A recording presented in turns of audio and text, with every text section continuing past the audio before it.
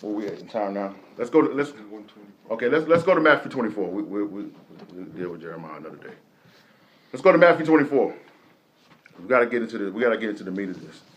I don't care what the enemy trying. We're gonna bring this out. We're going to get this done today.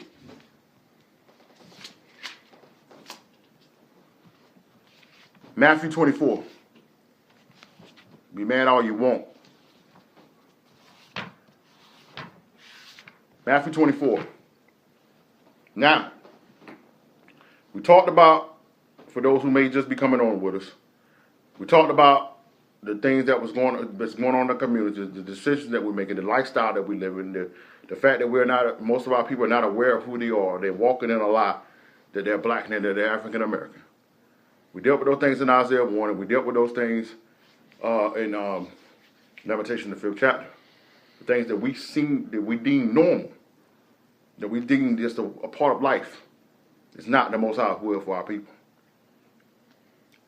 Now I'm going to show you, the Most High is going to show you what has led to us being here.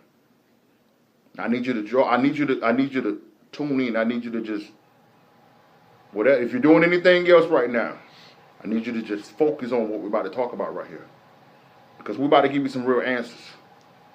And those answers are going to be the solutions to how we're going to get out of this. Matthew 24. Let's start at verse 3. And as he sat upon the Mount of Olives, the disciples came unto him privately, saying, Tell us, when shall these things be? What shall be the sign of thy coming and the end of the world? Now, so the disciples asked the question. What was the questions again? Tell us when these things shall be, and what shall be the sign of thy coming and the end of the world. Okay, verse 4. And Yeshua answered and said unto them, Take heed that no man deceive you. Take heed that no man deceive you. For many shall come in my name, saying, I am Christ, and shall deceive many. Now, for those who got your apocrypha, go with me to 1 Maccabees, the 3rd chapter.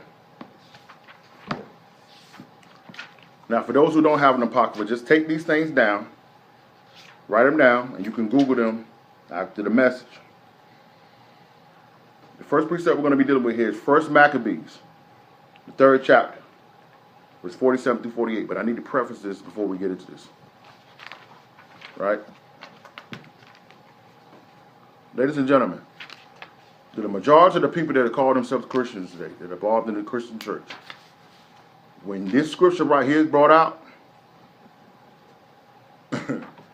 it's brought out in the complete opposite of the context in which it's really talking about. The majority of the time when you hear, especially in the Gentile churches on TVN and Daystar, whatever the case may be, when they talk about this verse here, that, be not deceived, many shall come in my name, they try to make it seem like it's just going to be these David Koresh guys, these way out cult guys is, telling people that they Jesus and all that stuff right there.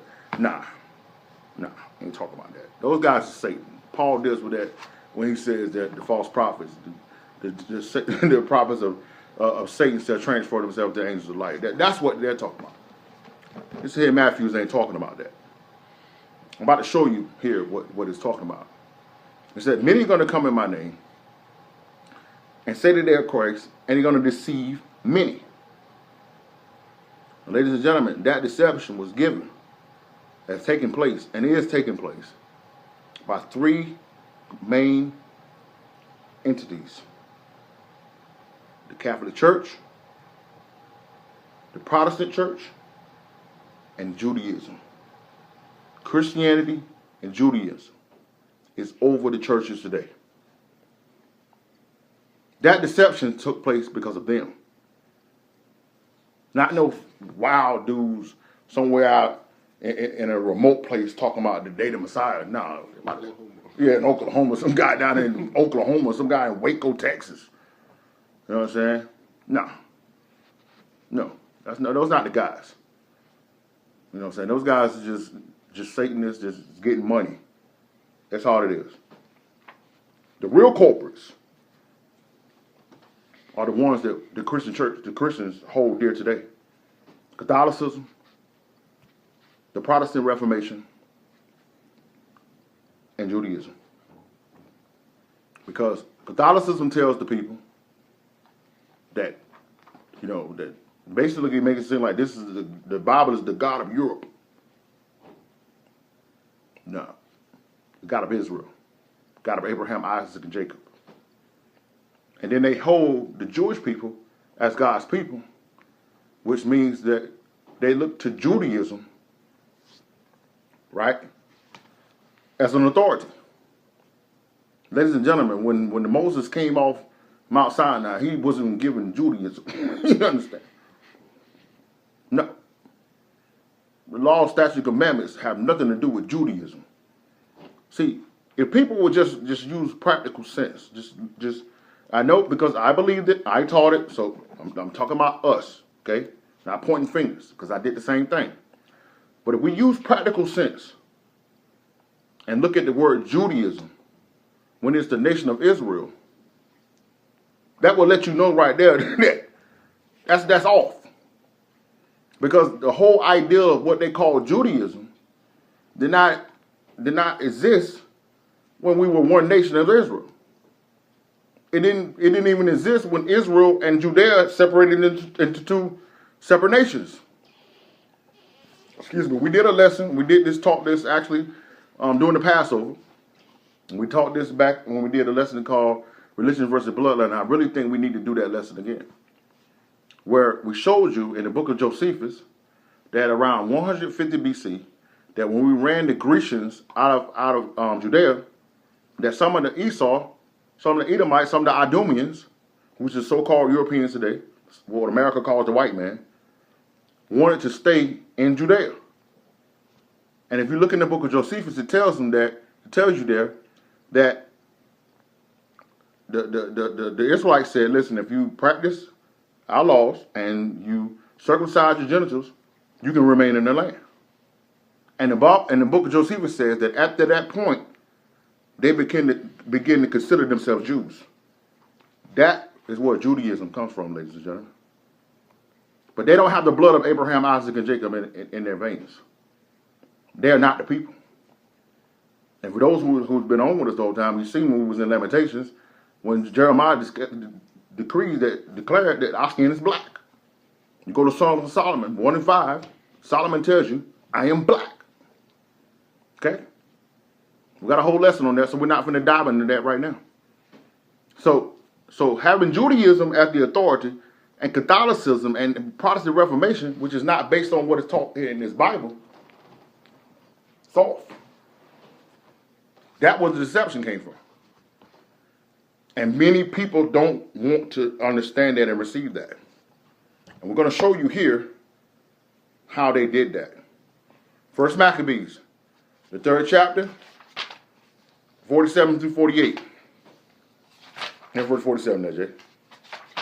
Then they fasted that day, and put on sackcloth, and cast ashes upon their head, now, and rent their clothes. Now, what it's talking about here is the book of Maccabees, 1st and 2nd Maccabees takes place during the time of the Grecian captivity that our people went through. Now, most people in the church have no idea that Judea was ever under Grecian captivity. You know why? Because they took the Apocrypha out of the Bible because they didn't want you to know that. You understand?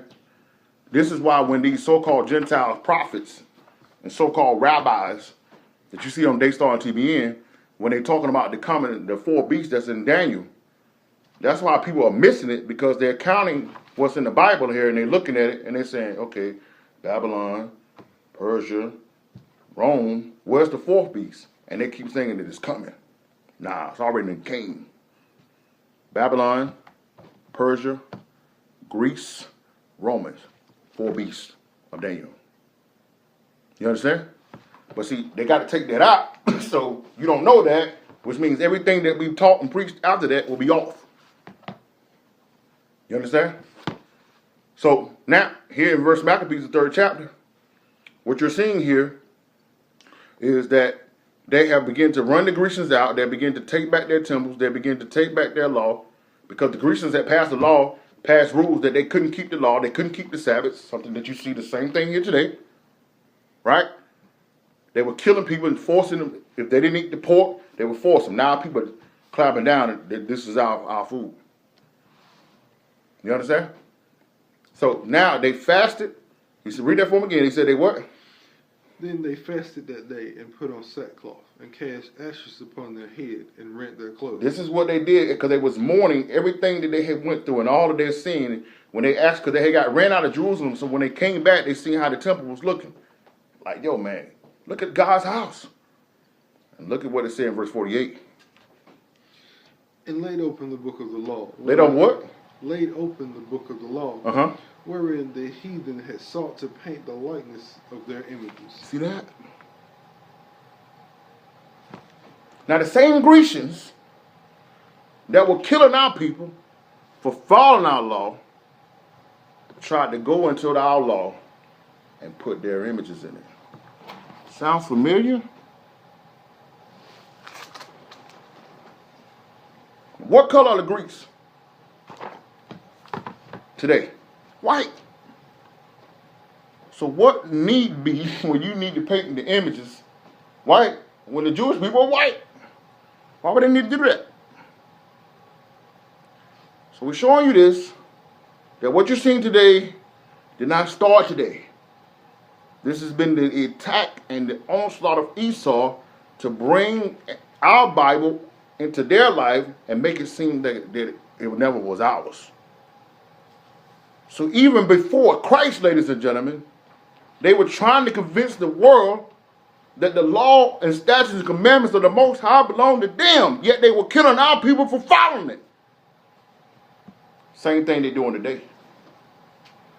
They have convinced the whole world that Christ and the Most High is the God of Europe and that they're the authority. But yet they teach you not to follow the law. The same thing they're doing today. It's what they did yesterday. This is why we started in Ecclesiastes, the first chapter, and let you see that there's nothing new under the sun.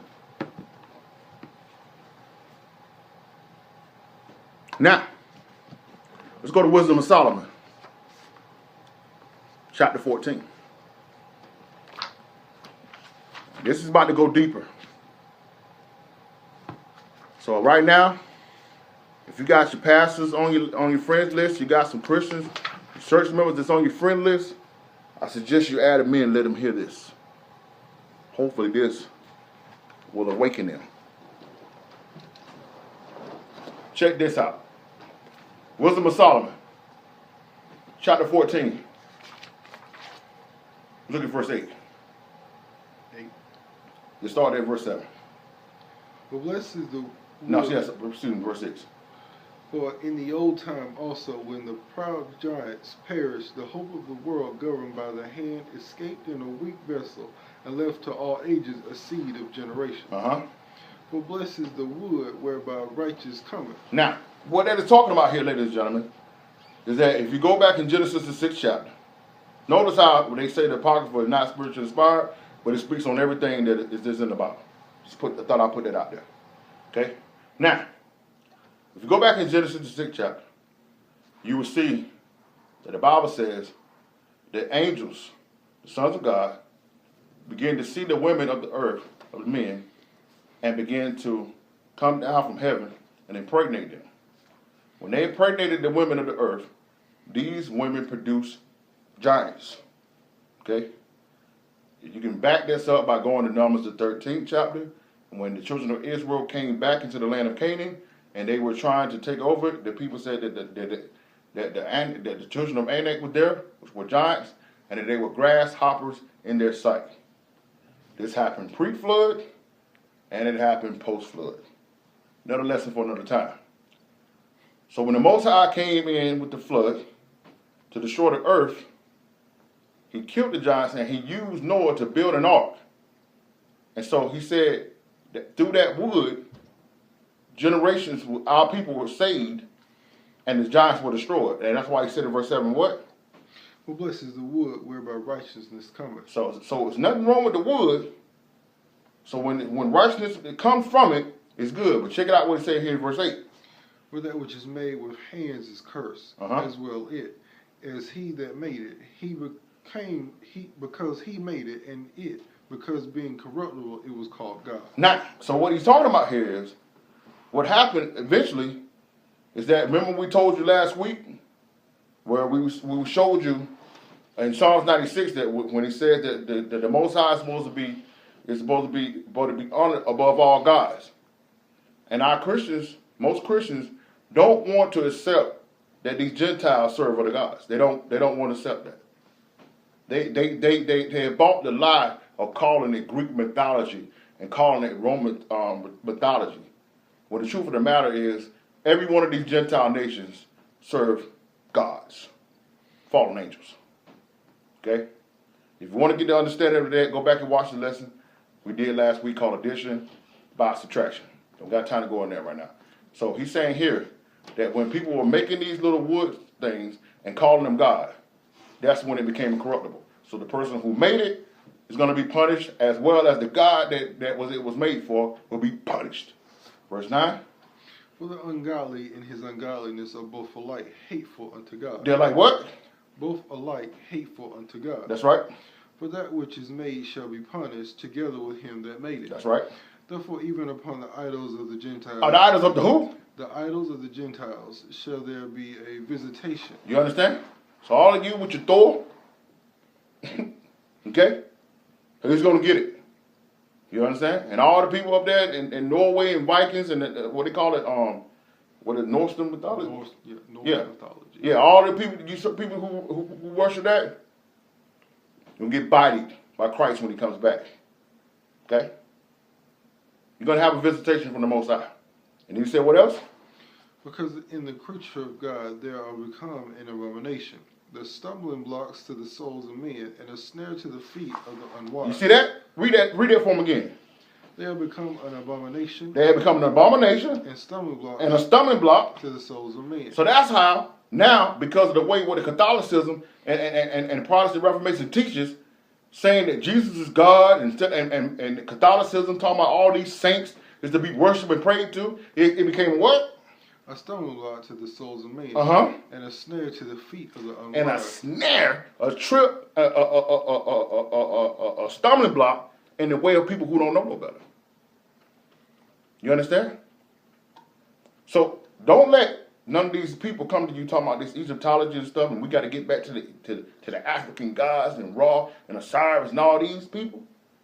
When you go to Exodus, when we left out of Egypt, the Bible says that he destroyed Pharaoh and all the gods of Egypt. Okay? And so anybody that's connected to any of these things, you're going down. And we're showing you here, we're going to show you here as we continue to read how all of these things came a part of Christianity. Just hear us out. Just stay focused. Verse 12. For the devising of idols was the beginning of spiritual fornication. And the invention of them was the corruption of life. You see that? Verse 13. For neither were they from the beginning, neither shall they be forever. They ain't, listen. The Most High said, I'm the first and the last, the beginning and the end, the Alpha and Omega. Okay? What Drake said, you weren't with me shooting in the gym? That's what the Most High telling these little guys out here. He wasn't with me shooting in the gym. You understand? Verse 14. For by the vainglory of men they enter into the world, and therefore shall they come shortly to an end. That's right. For a father afflicted with untimely mourning when he had made an image of his child soon taken away. Now honored with him as a god. Do what? Honor him as a god, which was then a dead man, and delivered to those that were under him ceremonies and sacrifices. Lord have mercy. Read that for him again. For a father afflicted with untimely mourning. A father inflicted with untimely mourning. When he had made an image of his child soon taken away. That's right. Now honored him as a god. They honored him as a god. The Pope of the Catholicism Church, what was his name? Last name Borgia. Yeah, Borgia. Pope. He was Borgia. Borgia. What that video game, that movie that was about there, the Borgia family. Well, anyway, TV show. Yeah. These are the guys who made Cedra Borgia into the image of Christ. Okay? Right here in the Apocrypha. Solomon prophesied that this was going to happen. That he made his son, put him in an image, and made him to be God. You understand? But this is where your white Jesus comes from, ladies and gentlemen. We got a whole lesson that we did on that. We don't got time to go into all of that right now. We're just trying to show you how this came about. Verse. No. Read the rest of that. He said, and the dead man delivered to them what? Which was then a dead man, and delivered to those that were under him ceremony and sacrifice. This is where your Christmas and your Easter comes from. This is from where all the rituals and the things that you're doing right, they do now in the Christian church. This is where they all came from. Verse 16? Yeah. Thus, in process of time, an ungodly custom grown strong and was kept as law. It was what? Kept as law. That's how Christmas and Easter now is being celebrated in the Christian church. By Catholicism.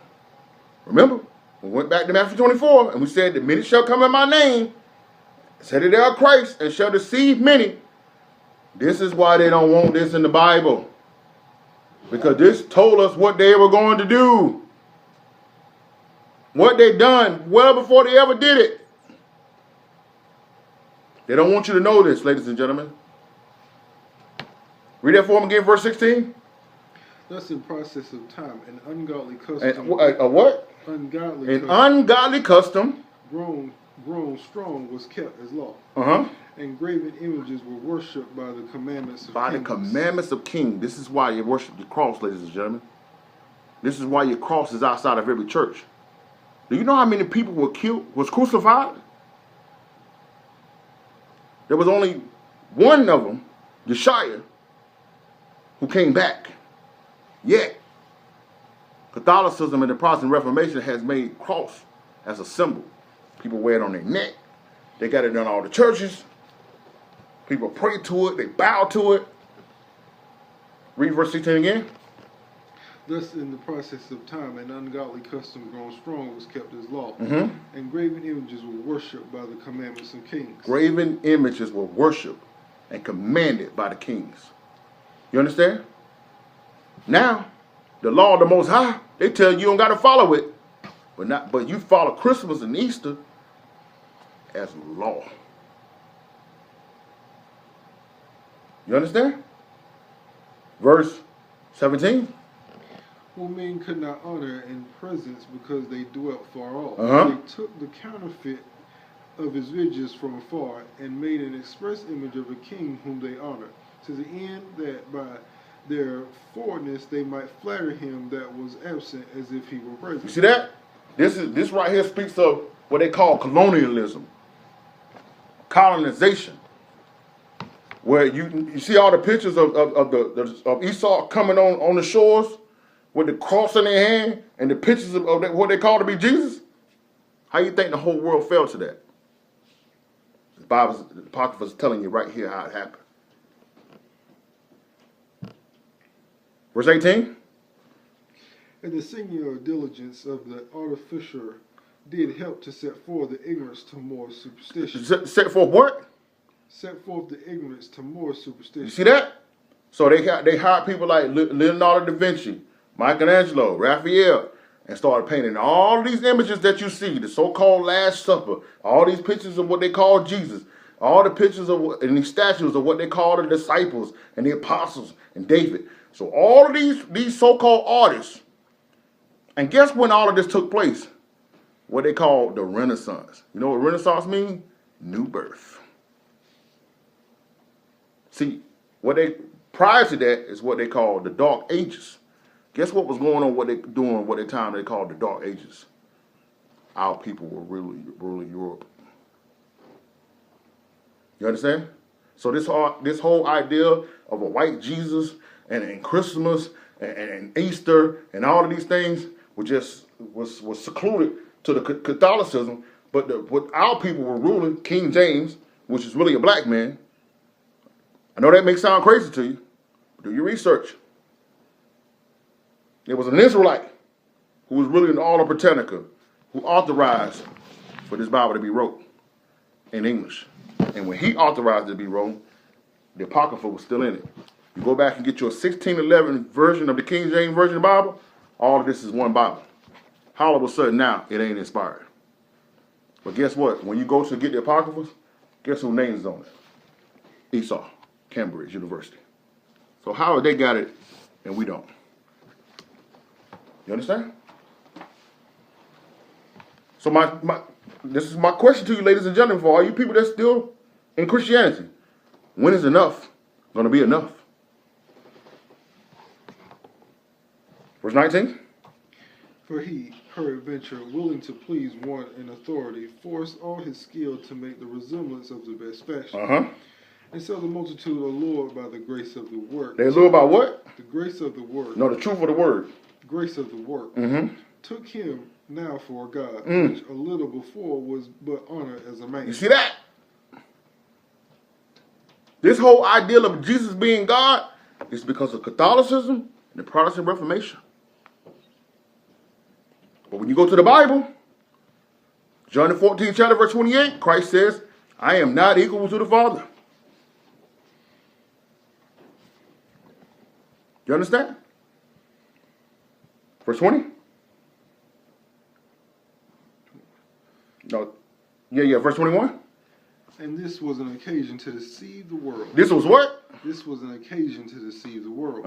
For men serving either calamity or tyranny did ascribe unto stones and stocks the incommunicable name. Moreover, this was not enough for them. See, it wasn't enough for them. They didn't stop there. What else? That they erred in the knowledge of God. But whereas they lived in great war of ignorance, those so great plague called that peace. And they called it peace. So when they called colonization, what they said was spreading the good news of Jesus. Only thing they did was go around and kill, murder, and genocide the world. And they called it peace. Ladies and gentlemen, this is written hundreds upon hundreds of years before they did it. Verse 23. But while they slew their children in sacrifices, or used secret ceremonies, or made revealings of strange rites, they kept neither lives nor marriages any longer undefiled, but either one slew another traitorously, or grieved him by adultery. So that there reigned in all men without exception blood, manslaughter, theft, and dissimulation, corruption, unfaithfulness, tumults, and perjury. Disquieting of good men. Disquieting them good men, that means all the ones who are actually doing right, we're going to make sure you don't have a voice no more. Forgetfulness of good turns, defiling of souls, changing of kind, disorder in marriages. That's why you got men marrying men, women marrying women.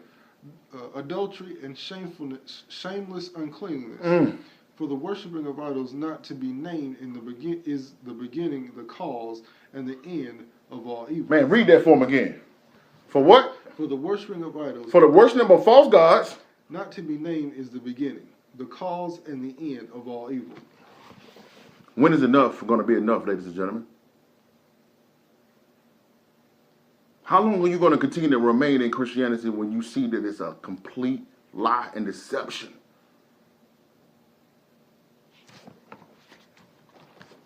Now let's go back to Matthew 24. You understand? This is why every time we get into this is why all of a sudden stuff don't work. The devil don't want our people to know this. This is why they try to label Israelites as just bad, evil, racist people. Because they don't want you to hear the truth from us.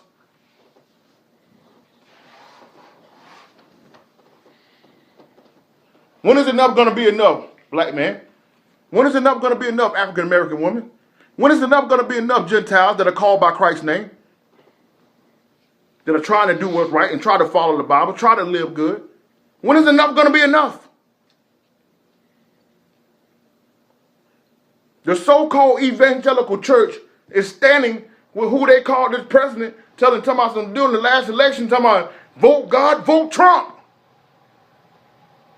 And this is the Christian church.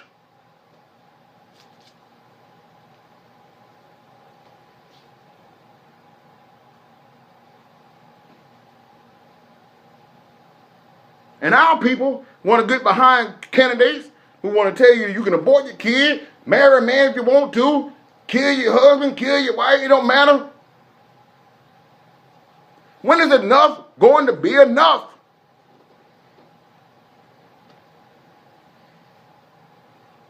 Now let's go to back to Matthew 24.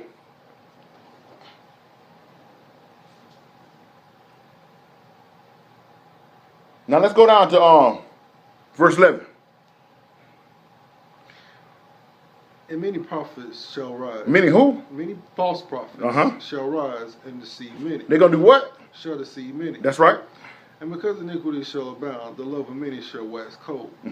But he that endure unto the end, the same shall be saved. The same shall be saved. Now remember, that last part when we showed you, how they said because of the worship of idols, how all this evilness came in the world.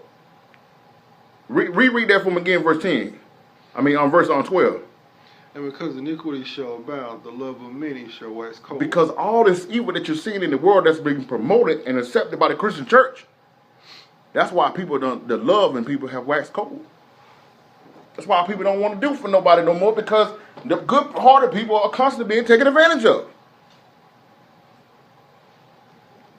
You understand? But he said what in verse 12?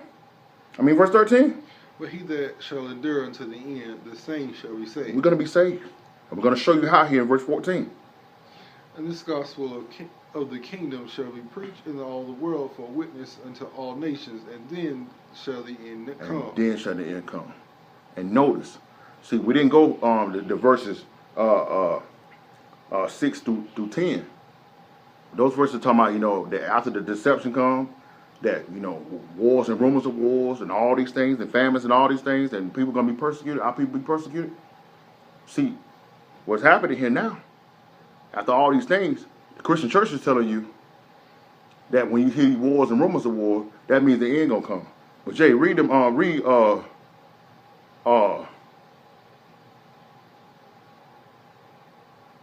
verse 7 and 8 right quick. For nation shall rise against nation, and kingdom against kingdom, and there shall be famines and pestilences and earthquakes in diverse places. And all these are the beginning of sorrow. They are the what? All these are the beginning of sorrow. This is the beginning of sorrow. The Christian church is telling you that it's the end. You see the difference? Now read verse 14. And this gospel of the kingdom shall be preached in all the world for a witness unto all nations, and then shall the end come. And then shall the end come. Notice that everything that the Christian church is telling you is a sign of the end is really a sign that all of them are false. Christ said it won't be till after all of that happens that the true gospel will be preached. Guess what's happening now? The true Israelites are waking up. Because we are the only ones that were responsible and have the authority to teach and preach and prophesy the true gospel of Christ. This is not my opinion. You see this right here in red. So it's not to the end. Well, now that the Israelites are waking up all over the world, that the true gospel is finally being preached. So, ladies and gentlemen, you must understand and receive that the gospel, this doctrine that is being promoted and preached in Christianity, Catholicism, Protestant Reformation, is not the gospel. So my plea to you, ladies and gentlemen, when is enough going to be enough? Now, let's go to 1 Corinthians 5th chapter.